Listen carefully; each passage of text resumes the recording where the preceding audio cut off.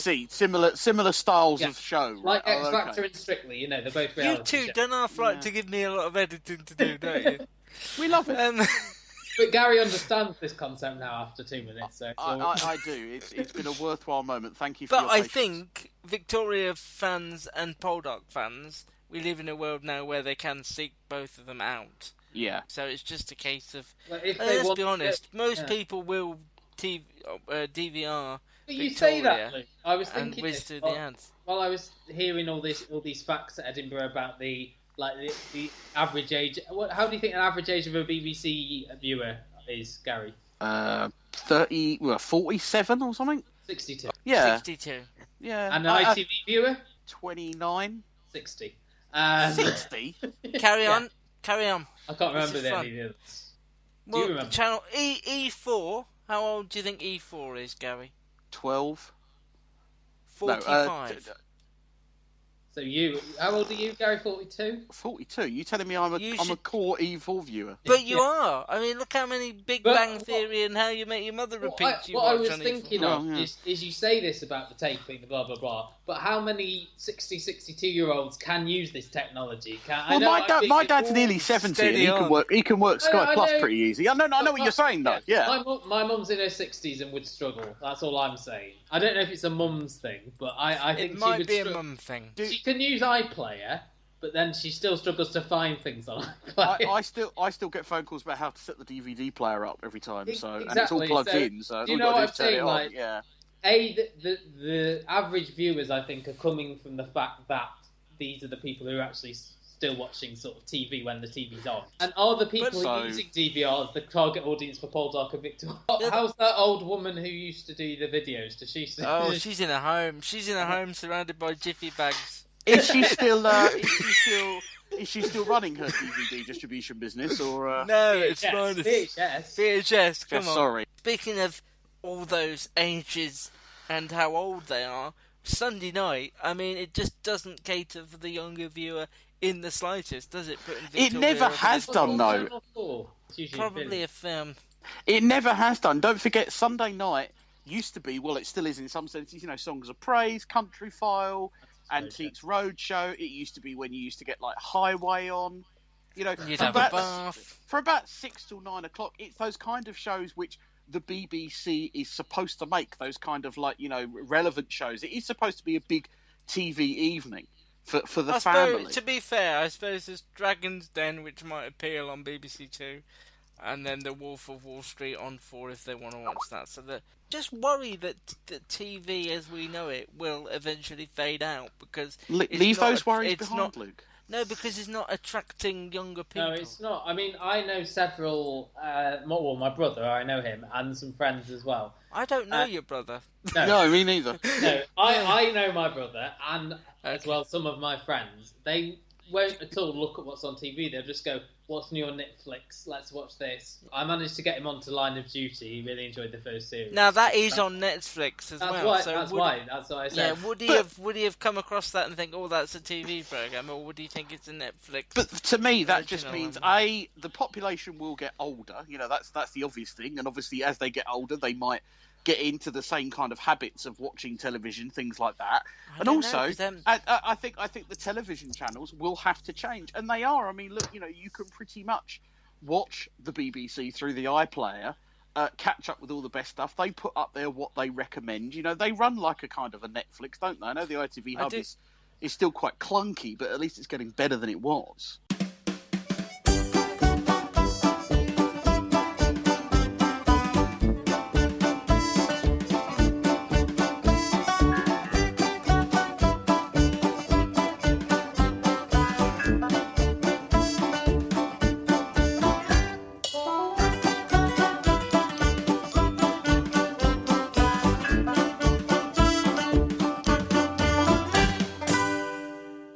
Let's carry on with comedy. Going backwards.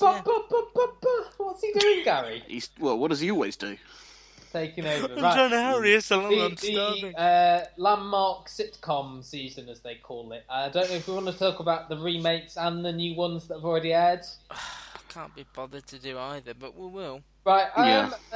I'll just sort of talk about when I went to Edinburgh and I went to a screening of The Porridge. Yeah, can you explain the ethos behind it, particularly the remakes? Well, the sort of the season as a whole was that every time that the BBC puts on a season, the comedy department, which is headed by Shane Allen, who was at the screening, gets a call at the 11th hour saying, can you put something on that adds a bit of brevity to it? So, for example, the last season they had with the Shakespeare season, and they had Upstart Road.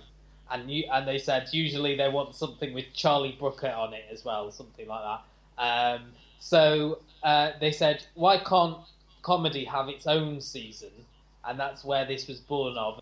As they kept reminding us over and over again at Edinburgh, because the sort of remake thing kept getting brought up, like, why are you retreading old ground? We're doing all these. And they're saying, well, we've got all these new pieces as well. You know, they've got 5 new pilots airing over the next 2 weeks to sort of counterbalance the old stuff. So on Sunday night we had Porridge, an updated version, which was written by the original Porridge writers.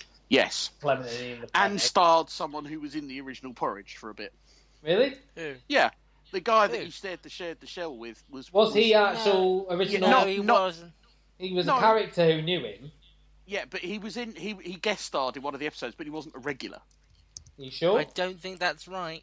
But I hate. I'll look that up whilst you're doing that. Isn't it Dave Hill? Yeah, I'm sure he was in an episode. I'll have a look. I've googled Dave Hill and there's come up with the guy from Slade. The other bit was Are You Being Served, which was written by Benidorm writer Darren Litton. The Porridge was a sort of 21st century reboot with Fletcher's grandson who gets done for cybercrime, and the Are You Being Served was basically a continuation. We're still in the 1980s, and we're trying to get Grace Brothers into the 20th century. Matthew Horn playing the new boss, trying to get them into the 20th century. Porridge first, I'm guessing neither of you were too enamoured. No, I watched Porridge. I didn't mind it. I just think, why call it... I just think the similarities, the trying to compare it to Ronnie Barker... Well, But as a standalone comedy, actually quite liked Kevin Bishop and never thought I'd say that. I thought he was good. I thought he was good. Yeah.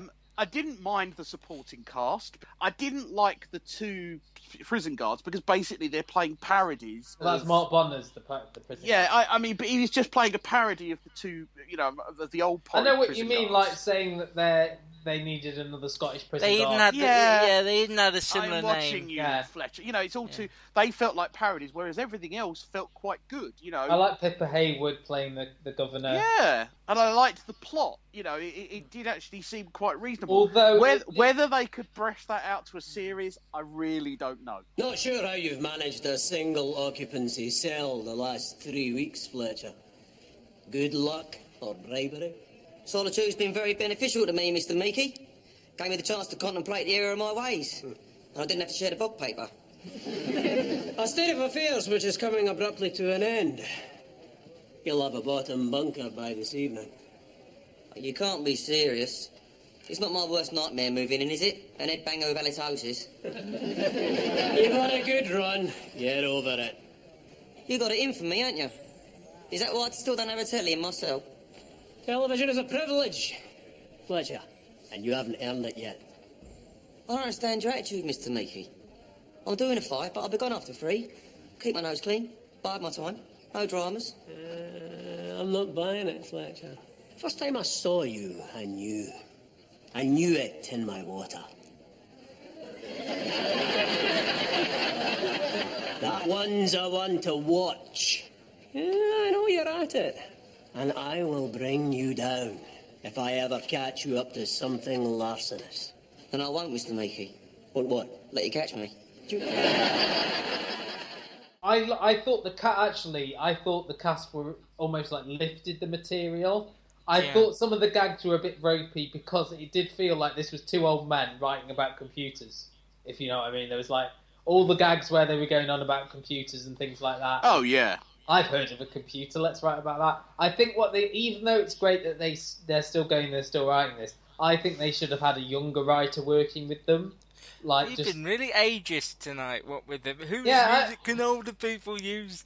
But you know what? Luke, you know what I mean. Surely, with the he gets done for cybercrime, but they all the stuff about smartphones and everything like that, and it just all felt a bit forced. Like we've got to update.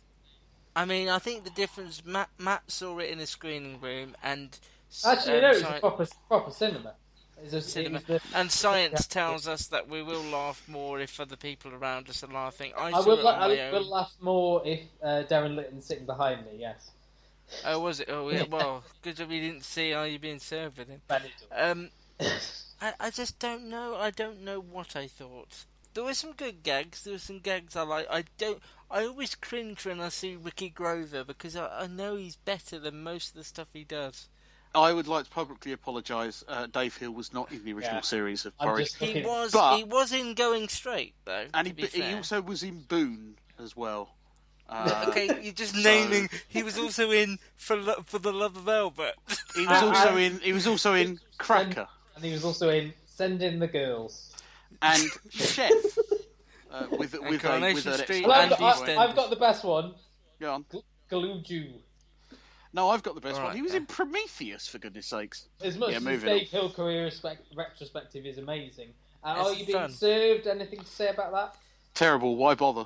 Yeah, exactly. Did you watch it? I lasted 5 minutes until I noticed Sherry, whatever her name is, doing an awful, the moment I switched off was that I saw the bloke trying to do the I'm free, and I just thought, oh man, television and comedy has moved on since then. If you put this in context of this is a season where we're celebrating comedy and we're not trying to make this into a full series, I think Are You Being Served works as just a one-off.